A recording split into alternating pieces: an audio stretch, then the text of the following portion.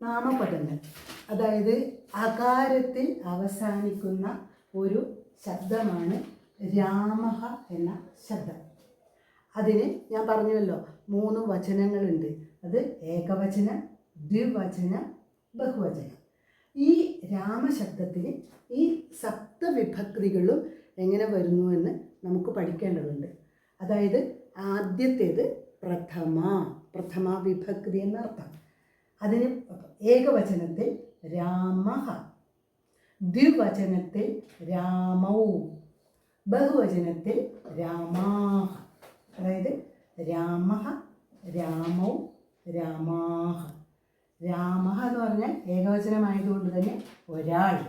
രാമോ എന്ന് പറഞ്ഞാൽ 2 രാമന്മാർ അല്ലെങ്കിൽ ബാലകന്മാർ, അങ്ങനെയൊക്കെ നമുക്ക് ചേർത്ത് പറയാം.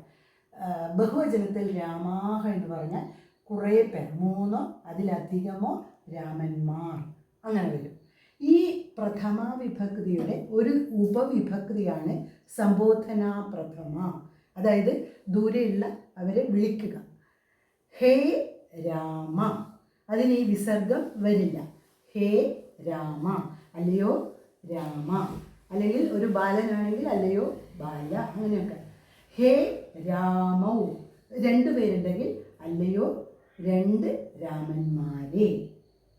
ഹേ രാമാഹ, ബഹുവചനം, അല്ലയോ കുറേ രാമന്മാരെ എന്ന് വിളിക്കുന്നതായിട്ടാണ് സംബോധന പ്രഥമ.